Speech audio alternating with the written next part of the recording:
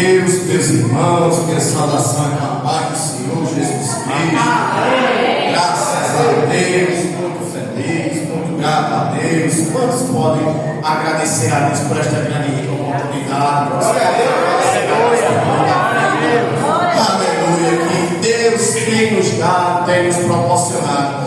Abra sua Bíblia, a carta de Paulo à igreja em Éfeso, capítulo 1.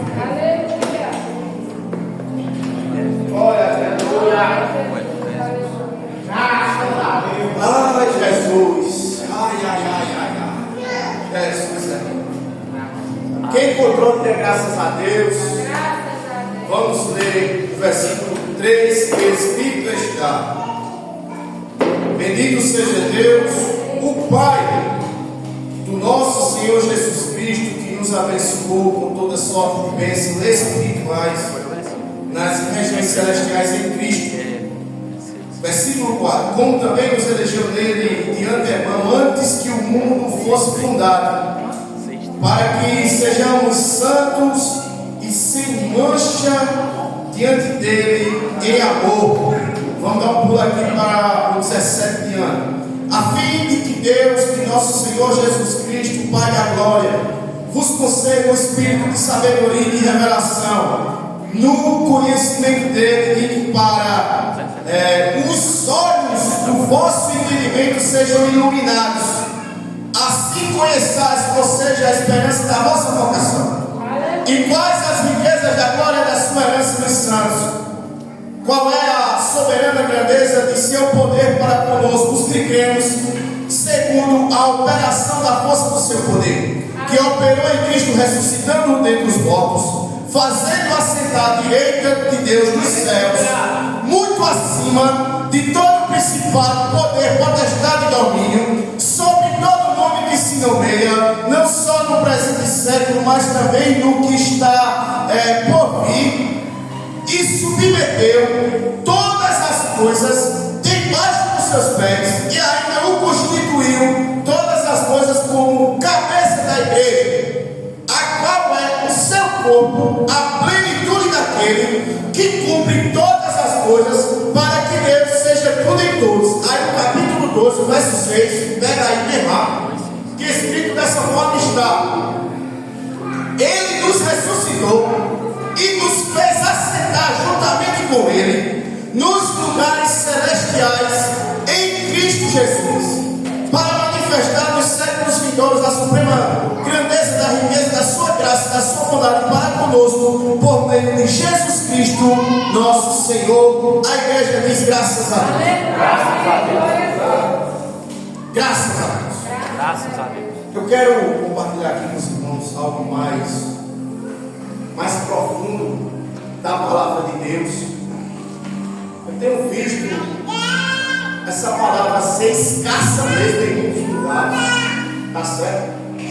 Até mesmo em debates teológicos, em lives, onde as pessoas estão, está escutando aí, meu Paulo? Estão ministrando a palavra de Deus, e as pessoas não estão cientes do que é isso, do que nos proporcionou o sacrifício de Cristo. Como, ora, leva aqui a missionária Messa, algo muito técnico, isso é demais, porque quando nós estamos em Deus, no Espírito, porque aquele que se une a Deus no Espírito, ele se torna um com Ele, ele está proposto, ele está legalizado, ele tem o entendimento, ele tem o conhecimento, ele vai ter a sabedoria, ele vai ter a plenitude do que Cristo agora derramou sobre a vida dele. Paulo, ele foi um homem muito aprofundado nas escrituras sagradas, nos textos sagrados, desde lá do Gênesis até o seu ministério.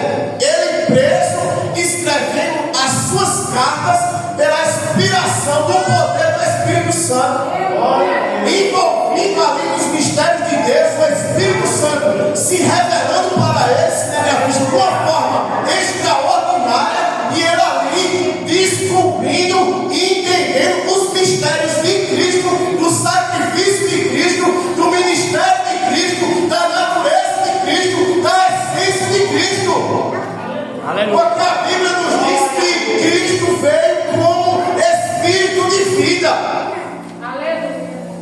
É os versículos anteriores que eu quero ensinar a ler. Quem tem o Filho tem a vida. E quem tem a vida tem Deus, e tem um filho, tem um filho. Aleluia. Então, agora nós vemos a igreja em si mais voltada para em si mesma, não focada naquilo que o sacrifício de Cristo propôs, não aquilo que o ministério de Cristo propôs. Em Lucas 10, nos versículos 15 adiante, ele envia 70 discípulos e ele diz assim: eu vos dou poder e autoridade sobre todos os demônios para efetuarem curas, para pisar todo o poder da força do inimigo e nada, absolutamente nada, lhes fará dano algum. Porque Cristo agora, em Lucas capítulo 10, que eu citei, ele está propagando algo celestial, algo espiritual, que ele estava falando em João capítulo 3 para Nicodemos, que era estudioso, fariseu da lei e procurava saber quem era o Messias. Por isso que ele disse: é verdade que ninguém pode fazer esses sinais que tu fazes, a não ser que Deus seja com ele.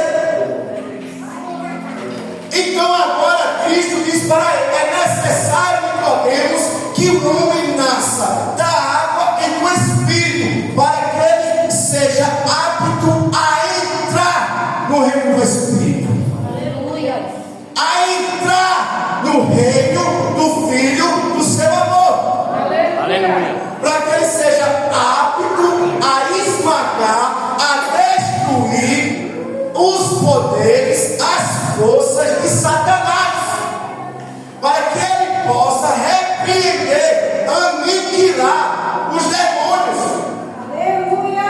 E nós vemos, meus amados irmãos, em muitos lugares, quando se fala isso, as pessoas têm logo medo. Não, parece que já fica com medo, porque a Bíblia diz que o amor lança fora todo medo. Por que é que você deve ter medo se Deus nos deu poder e autoridade sobre Satanás, para que ele confesse que Jesus Cristo é o Senhor e os seus demônios também? Aleluia. Jesus, ele disse: olha, uma candeia não pode ser encoberta. Se ela for escondida debaixo de uma cama, ela vai incendiar tudo. Essa candeia que Cristo está dizendo é eu e você, batizado com o Espírito Santo e com fogo cheio do poder de Deus. Então nós vemos Deus tratando isso desde o Velho Testamento, aonde em Ezequiel capítulo 31, dos versos 10 a 12, Deus já vem profetizando por meio daquele profeta Ezequiel, que escrito está: portanto, assim diz o Senhor Jeová, que aqui ele está falando de Satanás, como te elevaste na tua estatura e se levantou o teu topo no meio dos teus ramos espessos, e o seu coração se exaltou na sua altura, eu o entregarei na mão do mais poderoso das nações, que lhe dará o tratamento merecido que ele quiser, e pela sua impiedade você vai ser lançado fora. Ele está falando aqui de Cristo.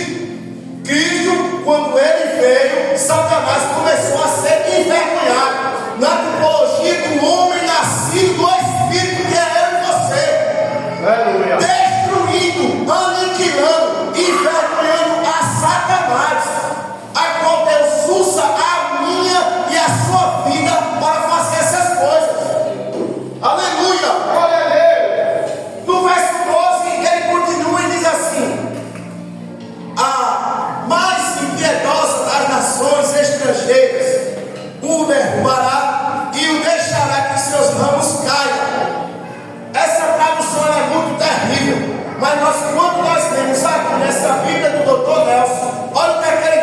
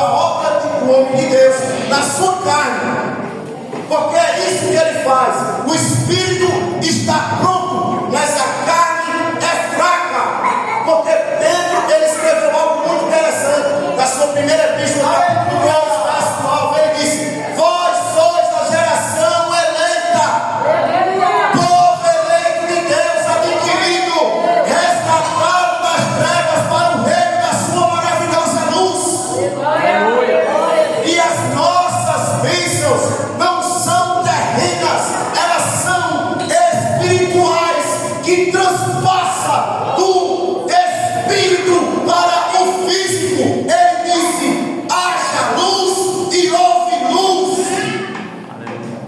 É fé. Aleluia. Como eu li agora na carta de Éfeso, para abrir os olhos do vosso entendimento. Foi isso que Cristo veio fazer. Cristo veio nos abrir os olhos e continua a abrir e nos dizer: vós tende todo o poder acima.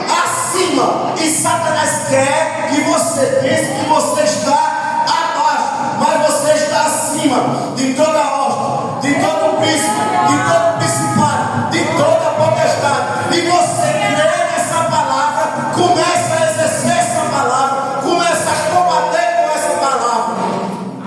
Mas eu sou de carne, e o apóstolo Paulo escreve: no mais, meus irmãos, vos digo, fortalecei-vos no Senhor e na força do seu poder, tomando sobre si toda a armadura de Deus, para que possais resistir às maquinações, às astutas ciladas de Satanás, tomando sobre si o capacete da salvação, couraça da justiça, cinto da verdade, o escudo da fé, a qual poderás apagar todos os dardos inflamados do maligno, e com a espada do Espírito, que é a palavra de Deus. Tá bom, Jesus, eu não vou mais pegar. Graças a Deus. Isso aqui foi suficiente para a gente entender qual é a nossa natureza e qual é o poderio que é, e você tem que exercer esse reino do Espírito. Aí você crê em Deus, Deus protege você, você crê no profeta de Deus e você prospera. E que Deus nos abençoe em nome de